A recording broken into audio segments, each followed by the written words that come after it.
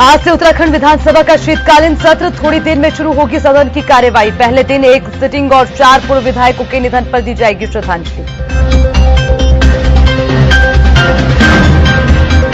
विधानसभा में योग श्रृंखला के तहत हुआ कार्यक्रम का आयोजन। आचार्य बालकृष्ण मुख्य अतिथि के तौर पर हुए शामिल। विधानसभा अधिकारी कर्मचारियों के साथ की कई विधायकों ने किया योग।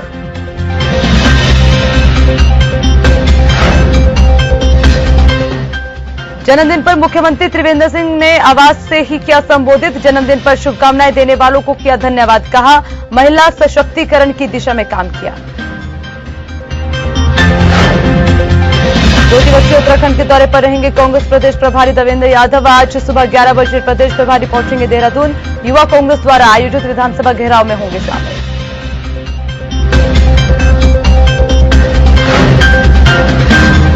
उत्तराखंड में फिर बढ़ने लगा कोरोना का ग्राफ। रविवार को 464 नए कोरोना संक्रमित मरीजों की पुष्टि। कोरोना के कुल संक्रमित मरीजों की संख्या 86,000 के पार।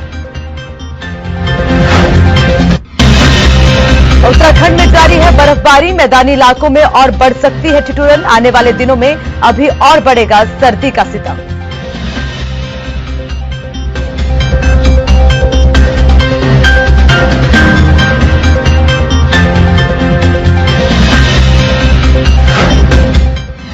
नमस्कार, आप देख रहे हैं अपना उत्तराखंड। मैं आपके साथ अर्चना कौशल। बुलेटिन की शुरुआत करेंगे बड़ी खबर के साथ।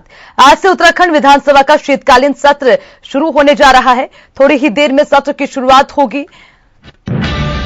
थोड़ी ही देर में सदन की कार्यवाही होगी शुरू। पहले दिन एक सिटिंग और 4 पूर्व विधायकों के निधन पर श्रद्धांजलि दी जाएगी। सदन के पटल पर अनुपूरक बजट पेश किया जाएगा। 21 दिसंबर से 23 दिसंबर तक चलेगा सत्र, यानी कि 3 दिन का सत्र होगा। विपक्ष कई मुद्दों पर सरकार को घेरने का प्रयास करेगा। तो जाहिर सी बात है, तो शीतकालीन सत्र है जिसको लेकर विपक्ष की भी तैयारियां जोरों पर हैं और थोड़ी ही देर में शीतकालीन सत्र की शुरुआत हो जाएगी। और 21 दिसंबर से 23 दिसंबर तक चलने वाला सत्र है। अब देखना होगा कि आखिर किस तरह से होगी विधानसभा के शीतकालीन सत्र की शुरुआत, क्योंकि विपक्ष पहले से कई मुद्दों को लेकर सरकार को घेरने की तैयारी में है। आज से उत्तराखंड विधानसभा का शीतकालीन सत्र, थोड़ी देर में होगी कार्यवाही और आज से उत्तराखंड विधानसभा के शीतकालीन सत्र की शुरुआत हो जाएगी। आपको बताते चले 3 दिन का ये सत्र होगा और थोड़ी देर में शुरुआत होगी। ज्यादा जानकारी के लिए हमारे संवाददाता चंद्रमोहन हमारे साथ जुड़े हैं, उनसे पूरा अपडेट लेंगे। चंद्रमोहन, आपसे जानना चाहेंगे, कुछ ही समय बाकी रह गया और विधानसभा का शीतकालीन सत्र उसकी शुरुआत हो जाएगी, लेकिन उससे पहले क्या नजर आता है, किस तरह का माहौल और क्या लगता है कैसे होगी सत्र की शुरुआत? जी बिल्कुल अर्चना, देखिए आज 3 दिवसीय शीतकालीन सत्र का पहला दिन है और अभी कुछ ही देर में सदन की कार्रवाई शुरू हो जाएगी। आज पहले दिन जो है एक सिटिंग एमएलए और 5 पूर्व जो विधायक हैं जिनका निधन हुआ है इस अवधि में, उनको श्रद्धांजलि दी जाएगी और श्रद्धांजलि सभा का आयोजन विधानसभा में किया जाएगा। सभी जो विधायक हैं वो श्रद्धांजलि सभा में जो दिवंगत विधायक हैं, पूर्व विधायक हैं, उनको श्रद्धांजलि देंगे और उसके बाद जो सदन के पटल पे जो है अनुपूरक मांगे रखी जाएंगी। तो आज केवल यही चीजें होनी है। आज प्रश्नकाल नहीं होने वाला है, केवल श्रद्धांजलि सभा और सदन के पटल पर अनुपूरक मांगे रखी जाएंगी। ये आज अगर हंगामे की अगर हम बात करें विपक्ष द्वारा, तो वो सदन के बाहर देखने को मिलेगा। कांग्रेस के प्रदेश प्रभारी जो है वो भी उत्तराखंड आ गए हैं और वो जो 12 बजे युवा कांग्रेस सदन विधानसभा कूच करेगी बेरोजगारी और किसानों के मुद्दे को लेकर, उसमें जो है नए प्रभारी देवेंद्र यादव भी शामिल होंगे कांग्रेस के। और अंदर से जो है जो सदन के अंदर बैठे हैं नेता प्रतिपक्ष और प्रदेश अध्यक्ष और तमाम विधायक हैं, उनकी भी पूरी कोशिश रहेगी कि वो बाहर जाकर अपने प्रोटेस्ट को, युवा कांग्रेस के प्रोटेस्ट को समर्थन करें और वहां पर जो है नए प्रभारी देवेंद्र यादव भी कांग्रेस के मौजूद रहेंगे। तो आज हंगामा बाहर देखने को मिलेगा। आज सदन के अंदर प्रश्नकाल नहीं होगा। तो बाहर संभावना है कि सदन से बाहर संभावना है कि जो है कुछ हंगामा विपक्ष करे। और आज का जो ये दूसरा विधानसभा का सत्र है कोरोना के दौर में, तो तमाम जो व्यवस्थाएं हैं कोरोना के मद्देनजर उसकी रोकथाम और बचाव को लेकर, जो पिछली बार भी 23 सितंबर को जो है उसी के माध्यम से जो है सत्र आयोजित किया था। तो उसी तरह आज भी चीजें देखने को मिलेंगी। पिछले 2-3 दिनों से लगातार विधायकों के टेस्ट किए जा रहे हैं और आज भी जो है जो विधायक बसता है उसको रैपिड एंटीजन टेस्ट के बाद ही जो है सदन में एंट्री दी जाएगी। सरकारी मुलाजिम वहां पे जितने भी हैं सभी का टेस्ट होगा और सदन के अंदर विधानसभा के गेट के अंदर भी सरकारी मुलाजिम के अलावा कोई भी अंदर दाखिल नहीं हो पाएगा। जो गार्ड्स हैं, ड्राइवर्स हैं विधायकों के, वो सभी भी बाहर रहेंगे। मीडिया के लिए भी बाहर ही व्यवस्था की गई है। तो आज ये सब चीजें जो है देखने को मिलेंगी। मुख्यमंत्री त्रिवेंद्र सिंह रावत इस विधानसभा सत्र में जो है वर्चुअली जुड़ेंगे। ठीक है, बहुत बहुत शुक्रिया चंद्रमोहन आपका तमाम जानकारी के लिए।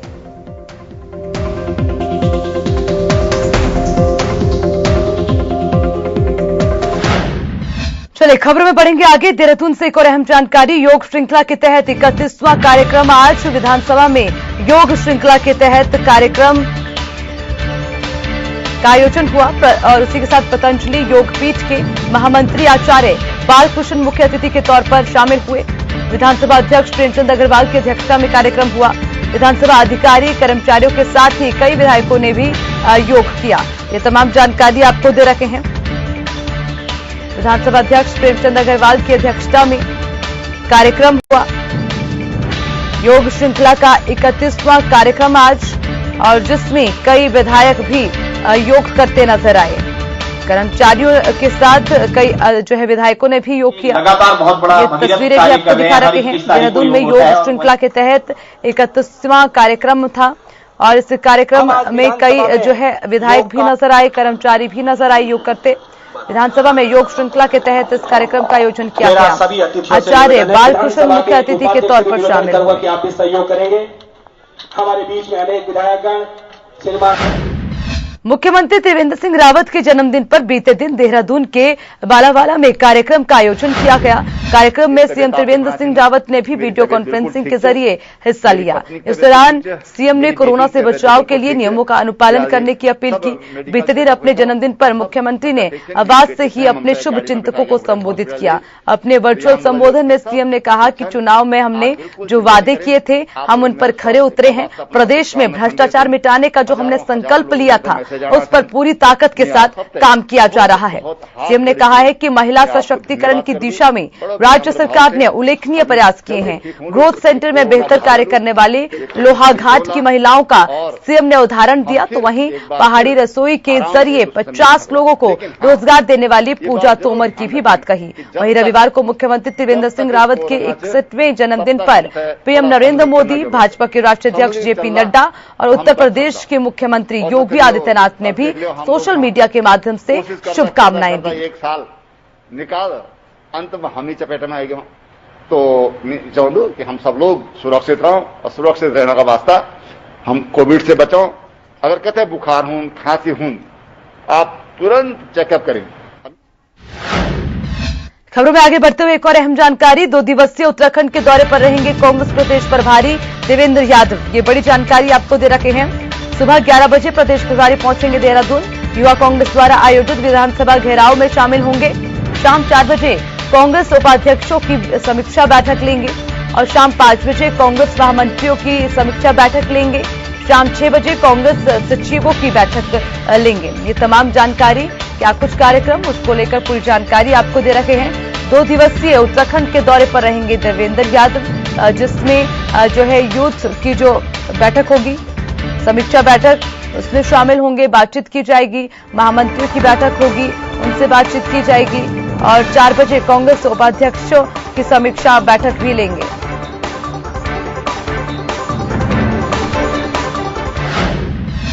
बीते दिनों भाजपा के राष्ट्रीय अध्यक्ष जेपी नड्डा के 4 दिवसीय उत्तराखंड प्रवास के दौरान तमाम कार्यक्रमों के आयोजन की व्यवस्था करने वाले कार्यकर्ताओं के लिए रविवार शाम को भाजपा मुख्यालय में स्वागत समारोह आयोजित किया गया। इस दौरान भाजपा मुख्यालय में प्रदेश अध्यक्ष बजरंग भगत और प्रदेश संगठन महामंत्री अजय कुमार ने व्यवस्था में लगे कार्यकर्ताओं के कार्यों को सराहा और उन्हें पटका पहनाकर स्वागत किया। स्वागत समारोह में प्रदेश अध्यक्ष बजरंग भगत ने कहा है कि सभी कार्यकर्ताओं की मेहनत से भाजपा राष्ट्रीय स्तर पर उत्तराखंड भाजपा का मान बढ़ा है। राष्ट्रीय अध्यक्ष के दौरे के दौरान सभी ने बहुत जिम्मेदारी पूर्वक अपने दायित्व का निर्वहन किया और राष्ट्रीय अध्यक्ष का प्रवास कार्यक्रम सभी कार्यकर्ताओं की मेहनत की बदौलत सफल रहा। उत्तराखंड के कार्यकर्ताओं के अनुशासन और सुव्यवस्थित कार्य की भाजपा राष्ट्रीय कार्यालय में भी सराहना की गई है। इस दौरान उच्च शिक्षा राज्य मंत्री डॉक्टर धन सिंह रावत और राज्यसभा सांसद नरेश बंसल सहित उत्तराखंड भाजपा के कई वरिष्ठ प्रदेश पदाधिकारी मौजूद रहे। खजानदार जी, हमारे उपाध्यक्ष शिक्षण प्रमुख ज्योति प्रसाद गरुड़ा जी, हमारे कोषाध्यक्ष धन सिंह रावत जी से। चलिए खबर में आगे बढ़ते हुए उत्तराखंड में कोरोना को लेकर क्या हालात, उसको लेकर ताजा अपडेट आपको देते चले। उत्तराखंड में फिर बढ़ने लगा है कोरोना का ग्राफ। उत्तराखंड में रविवार को 464 नए कोरोना संक्रमित मरीजों की पुष्टि हुई है। राज्य में कोरोना के कुल संक्रमित मरीजों की संख्या 86,000 के पार पहुंची। राज्य में अब तक 86,317 संक्रमित मरीज की पुष्टि हो चुकी है। राज्य में रविवार को 347 कोरोना संक्रमित मरीज स्वस्थ भी हुए और अब तक 77,673 संक्रमित मरीज स्वस्थ हो चुके हैं। राज्य में 89% से ज्यादा कोरोना संक्रमित मरीज स्वस्थ हो चुके हैं। फिलहाल कोरोना के कुल 6,177 एक्टिव केसेस हैं। राज्य में रविवार को 5 कोरोना संक्रमित मरीजों की मौत हुई, तो वहीं राज्य में अब तक 1,413 संक्रमित मरीजों की मौत हो चुकी है। ये तमाम जानकारी आपको दे रखे हैं और बताते चले 24 घंटे में 464 नए कोरोना संक्रमित मरीजों की पुष्टि। उत्तराखंड की बात करें कोरोना की दृष्टि से तो लगातार कोरोना के आंकड़े बढ़ रहे हैं और कहीं ना कहीं इन आंकड़ों पर विराम लगाना जरूरी है। देवभूमि में कोरोना ने तांडव मचा रखा है और लगातार आंकड़े बढ़ते नजर आ रहे हैं।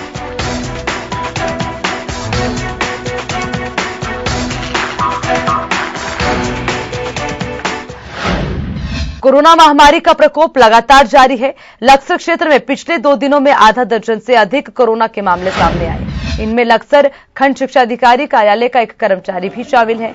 कर्मचारी के कोरोना पॉजिटिव आने से शिक्षा विभाग में हड़कंप मचा हुआ है। स्वास्थ्य विभाग ने सभी कोरोना पॉजिटिव लोगों को होम आइसोलेट कर दिया। वहीं खंड शिक्षा अधिकारी कार्यालय को 3 दिन के लिए सील कर दिया गया। हरिद्वार देहात क्षेत्र में कोरोना महामारी का प्रकोप लगातार जारी है। आज फिर लक्सर में खंड शिक्षा अधिकारी कार्यालय में एक कर्मचारी के कोरोना पॉजिटिव हो जाने के बाद से पूरे दफ्तर को सील कर दिया गया। आप मेरे पीछे देख सकते हैं, ये खंड शिक्षा अधिकारी कार्यालय है और इसके अंदर बीआरसी कार्यालय भी है। यानी कि यदि बात की जाए तो कम से कम 2 कार्यालय बड़े हैं जिनमें शिक्षा विभाग के दर्जन भर कर्मचारी यहाँ काम करते हैं। लेकिन कोरोना पॉजिटिव होने के बाद से ही स्वास्थ्य विभाग ने एक्शन लिया है और प्रशासन ने इसे 48 घंटे के लिए सील कर दिया है। इस तरह ही देहात क्षेत्र में जो सरकारी दफ्तर हैं उन सब की अब कहीं ना कहीं कोरोना सैंपलिंग की जा रही है और खासतौर पर स्वास्थ्य विभाग की 10 टीमें इस काम में लगी हुई हैं। जो अन्य दफ्तर हैं, बैंक्स आदि हैं या फिर तहसील है, उन सब पर भी कहीं ना कहीं सैंपलिंग का काम चल रहा है।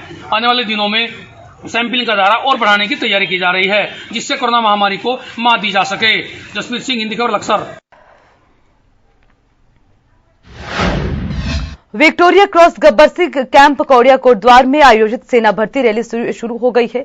रैली के पहले दिन उत्तरकाशी जिले की 8 तहसील के 37 अभ्यर्थियों ने रजिस्ट्रेशन किया, जिसमें 2500 अभ्यर्थियों ने भाग लिया। 2500 युवाओं ने भर्ती होने के लिए कैंप के दरबान सिंह स्टेडियम में 1600 मीटर की दौड़ लगाई। अधिकारी कर्नल विनीत वाजपेयी के निर्देशन पर 150 के समूह में युवाओं को 1600 मीटर दौड़ के रूप में मैदान के 4 चक्कर लगवाए गए। दौड़ पूरी करने वाले युवाओं का शारीरिक प्रशिक्षण किया गया।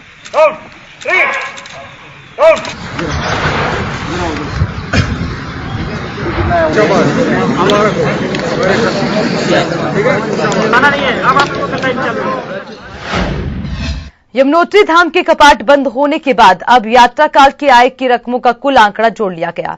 कोविड-19 के चलते इस बार यमुनोत्री धाम की ग्रीष्मकालीन यात्रा महज 1.5 माह की हुई, जिसमें कुल 7,856 श्रद्धालुओं मां यमुनोत्री कोविड-19 के साथ यमुनोत्री धाम की यात्रा इस बार बनेली घाट में भूस्खलन के कारण काफी दिनों तक प्रभावित रही।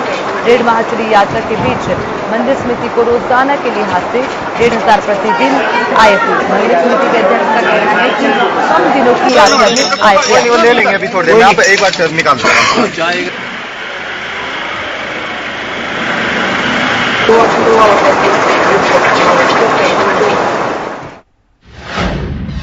जसपुर में प्रांतीय उद्योग व्यापार मंडल के चुनाव की घोषणा के बाद सरगर्मियां तेज होने लगी हैं। चुनाव अधिकारी राजाराम राजपूत ने सभी व्यापारियों से सदस्यता अभियान में बढ़कर चढ़कर हिस्सा लेने की अपील की। चुनाव अधिकारी श्री राजपूत ने चुनावी कार्यक्रम की जानकारी देते हुए बताया कि विगत 15 दिसंबर से सदस्यता अभियान प्रारंभ हो चुका है, जो कि 30 दिसंबर तक नए सदस्य बनाए जाएंगे। साथ ही 11 जनवरी को होगा नामांकन और 15 जनवरी को नाम वापसी होगी। इसके बाद 25 जनवरी को मतदान होगा। उन्होंने ये बताया है कि व्यापार मंडल चुनाव अध्यक्ष, उपाध्यक्ष, महामंत्री, कोषाध्यक्ष, संगठन मंत्री, प्रचार मंत्री कई पदों के लिए होगा।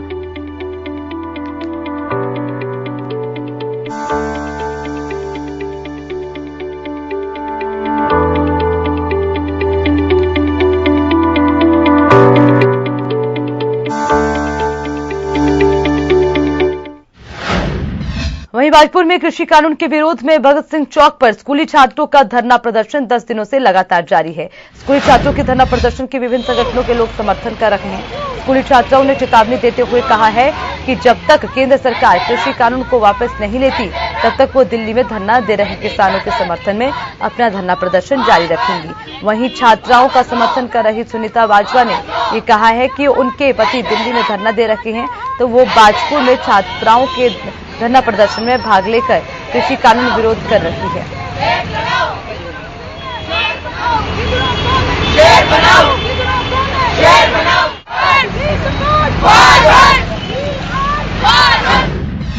तो वहीं गदरपुर मटकोटा मार्ग में छतरपुर रेलवे क्रॉसिंग पर ओवरब्रिज बनाने की मांग को लेकर 6वें दिन भी धरना प्रदर्शन जारी। यूथ कांग्रेस के कार्यकर्ता और ग्रामीण ने ओवरब्रिज की मांग को लेकर बुनियादी धरने से क्षेत्र के तमाम लोग समर्थन दे रहे हैं। यूथ कांग्रेस कार्यकर्ताओं ने 31 दिसंबर तक मांग नहीं मानने पर अनशन शुरू करने की चेतावनी दी है। यूथ कांग्रेस के कुमाऊं मंडल अध्यक्ष किशोर कुमार की अगुवाई में धरना देने वाले लोगों ने यह कहा है कि छतरपुर रेलवे क्रॉसिंग पर ट्रेनों की आवाजाही से फाटक बंद होने से भारी जाम की स्थिति बनी रहती है। इसके चलते कई बार एम्बुलेंस भी फंस जाती है, लोगों को घंटों तक खड़े रहना पड़ता है। वहीं 3 दिसंबर को इस संबंध में डीएम के माध्यम से रेलवे मंत्री को ज्ञापन भेजा गया, लेकिन इस पर कोई सुनवाई नहीं हुई है। इस वजह से मजबूरन धरना प्रदर्शन करने को बाध्य होना पड़ा है।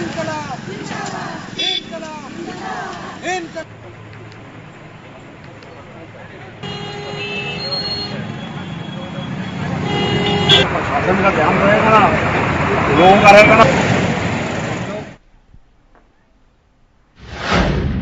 उधम सिंह नगर जनपद के नानक मता थाना क्षेत्र के नानक सागर डैम के कल शाम से गायब एक युवक का शव मिला है, जहां मृतक युवक के दोनों हाथ बंधे हुए थे। दूरी पर ही पुलिस को युवक की बाइक और जैकेट भी बरामद हुई है। पुलिस ने शव का पंचनामा भरकर शव को पोस्टमार्टम के लिए भेजा। तो वहीं पर एसएसपी ने ये घटनास्थल का मौके पर मुआयना कर हत्या के खुलासे के लिए कई टीमें गठित कर जल्द मामले के खुलासे की बात कही।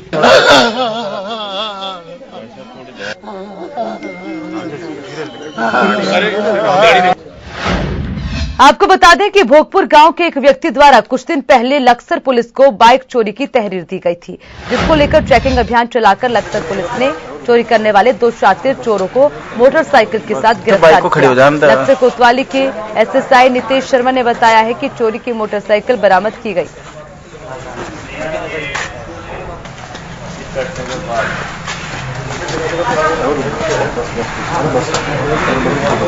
तो बाइक को खड़े हो जान।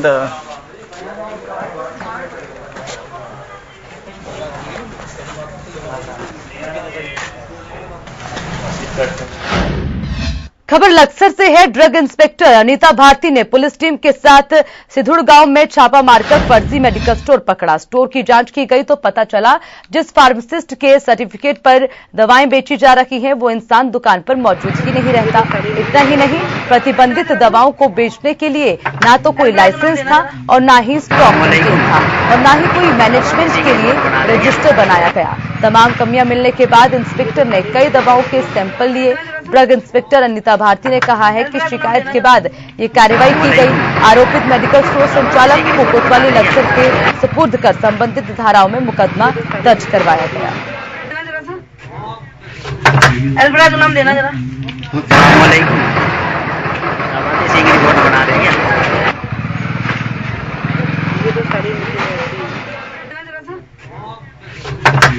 नाम देना जरा। चलिए खबरों में बढ़ेंगे आगे। मौसम से जुड़ी जानकारी आपको देते चले। उत्तराखंड में जारी है बर्फबारी का दौर, मैदानी इलाकों में और बढ़ सकती है ठिठुरन। ये बड़ी जानकारी आपको दे रखी है। लगातार मौसम का मिजाज बदल रहा है। मैदानी इलाकों में कड़ाके की ठंड अभी और बढ़ने के आसार है। और आपको बताते चले, सर्दी का सितम लगातार जारी है। मैदानी इलाकों में और ठिठुरन बढ़ सकती है, यानी कि ठंड और बढ़ने के आसार है। और लगातार पहाड़ी इलाकों में हो रही बर्फबारी का असर मैदानी इलाकों में भी देखने को मिल रहा है। हालांकि आपको ये भी बताते चले कि अभी उम्मीद यही है कि आने वाले कुछ समय तक अभी कड़ाके की ठंड बरकरार रहेगी। हालांकि और भी ठंड बढ़ने के आसार है, जिससे कहीं ना कहीं लोगों की समस्याएं और बढ़ेगी। लोगों को काफी परेशानी होगी, क्योंकि बर्फबारी की वजह से या यूं कहें कि ठंड ज्यादा होने की वजह से लोगों का घरों से बाहर निकलना मुश्किल हो गया है, जिससे सबसे ज्यादा समस्या स्थानीय लोगों को हो रही है।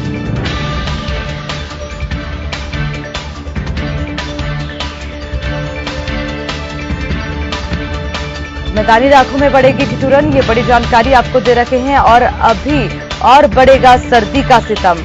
सबसे अहम बात आपको ये बताते चलें कि जिस तरह से लगातार सर्दी बढ़ रही है, ठंड बढ़ रही है, कोहरा लगातार बढ़ता जा रहा है, जिसकी सबसे बड़ी समस्या ये है कि कोहरे की वजह से विजिबिलिटी कम हो रही है। यानी कि जो लोग वाहनों को लेकर सड़कों पर चल रहे हैं, उनको सबसे ज्यादा समस्या है, क्योंकि वाहनों की गति अब धीमी पड़ती जा रही है। विजिबिलिटी कम होने की वजह से दुर्घटनाओं का डर भी बढ़ता जा रहा है। हालांकि लोगों को काम पर जाना भी जरूरी है, तो जो लोग अपने वाहनों को लेकर घरों से निकल रहे हैं, उनको मन में कहीं ना कहीं ये डर है कि कहीं विजिबिलिटी ना होने के कारण या कोहरा लगातार फैलने के कारण एक तरफ तो ठंड की समस्या, तो वहीं दूसरी तरफ कोई बड़ी दुर्घटना ना हो जाए।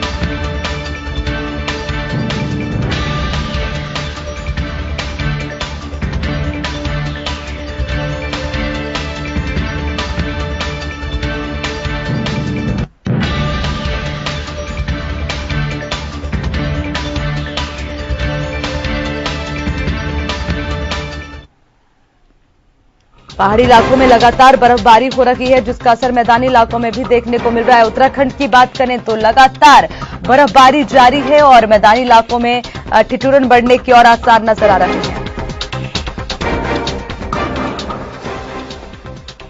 इसी खबर पर ज्यादा जानकारी के लिए हमारे संवाददाता पुलकित हमारे साथ जुड़ गए हैं, उनसे पूरा अपडेट लेंगे। पुलकित, आपसे जानना चाहेंगे, लगातार बर्फबारी हो रही है, सर्दी का सितम और बढ़ने के आसार है, लोगों को कितनी समस्याएं? पुलकित, देखिए, सर्दी इस वक्त जो है अपने पूरे चरम पर है।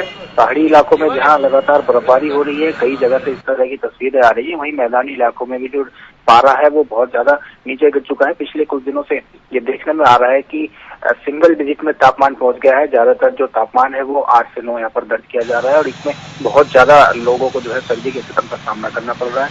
लोग अलाव का सहारा ले रहे हैं, और ज्यादा से ज्यादा जो लोग हैं वो घरों में ही जो है रुकने के लिए मजबूर हो रहे हैं। जरूरी कामों से ये लोग बाहर निकल रहे हैं। पिछले दिनों मौसम विभाग की ओर से भी एक पूर्वानुमान जताया गया था कि 2 से 3 दिन जो है वो मैदानी इलाकों के लिए भी बहुत भारी गुजरने वाले हैं। ठंड यहाँ पर बहुत ज्यादा बढ़ने वाली है, तो उसका असर यहाँ पर जरूर देखा जा रहा है। हालांकि हरिद्वार की यदि बात करें तो यहाँ पर दिन में जरूर सूरज के दर्शन हो रहे हैं, धूप भी नजर आ रही है, लेकिन सुबह और शाम के समय पर यहाँ पर बहुत ही भीषण ठंड हो रही है, और उसका असर भी लोगों पर देखने के लिए मिल रहा है।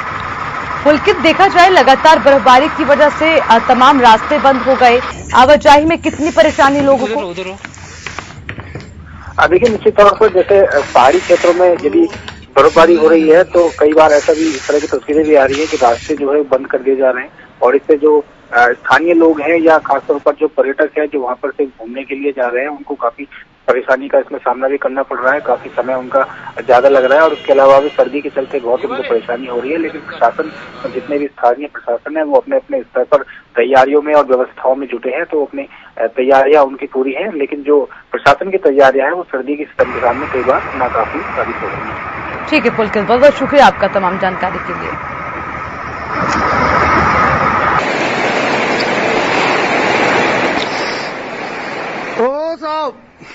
तो लगातार बर्फबारी जारी है और कहीं ना कहीं सर्दी का सितम भी जारी है। हमारे साथ ज्यादा जानकारी के लिए हमारे संवाददाता जुड़ गए हैं, उनसे भी अपडेट लेंगे।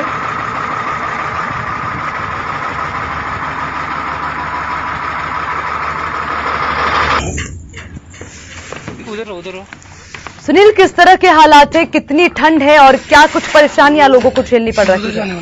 जी देखिए, अगर मसूरी की बात करी जाए तो मसूरी में आज मौसम ने करवट बदल ली है। सुबह से यहाँ पर बादल छाए हुए हैं और तापमान में भारी गिरावट दर्ज की गई है। मौसम विभाग ने आज देर शाम तक बारिश होने की संभावना जताई है और उससे कहीं न कहीं ठुठुरन बढ़ेगी भी। और जिस तरीके से लगातार तापमान यहाँ पर गिर रहा है तो खासकर जो गरीब और मजदूर तबका है उसके लिए भारी परेशानियों का यहाँ पर सबब बना हुआ है ये पूरी ठंड। और प्रशासन और नगर पालिका मिलकर संयुक्त रूप से अलाव की व्यवस्था करा रही है, परंतु वो नाकाफी है क्योंकि मसूरी में रैन बसेरा ना होने के कारण यहाँ पर जो गरीब लोग हैं उनको भारी दिक्कतों का सामना करना पड़ रहा है।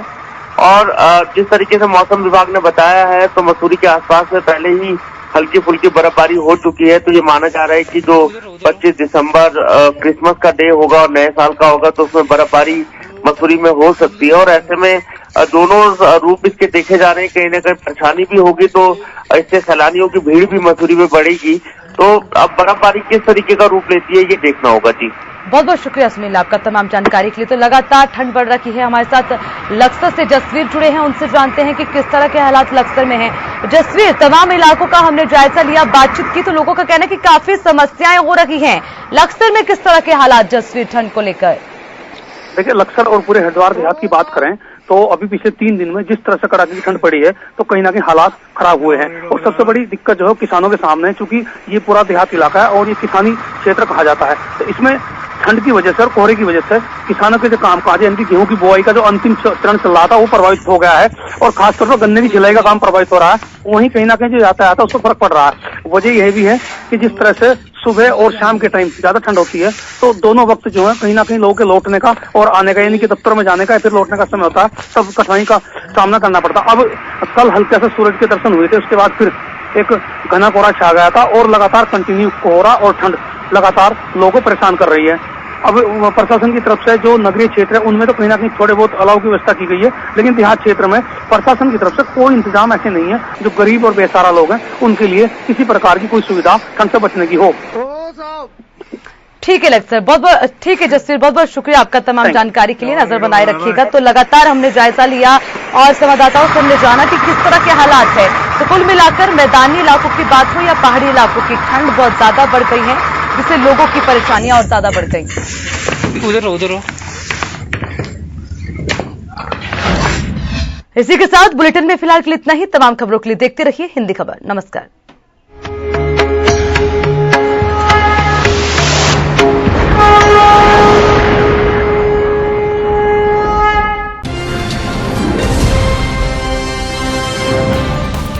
घंटी का बटन दबाइए और हिंदी खबर से जुड़ जाइए।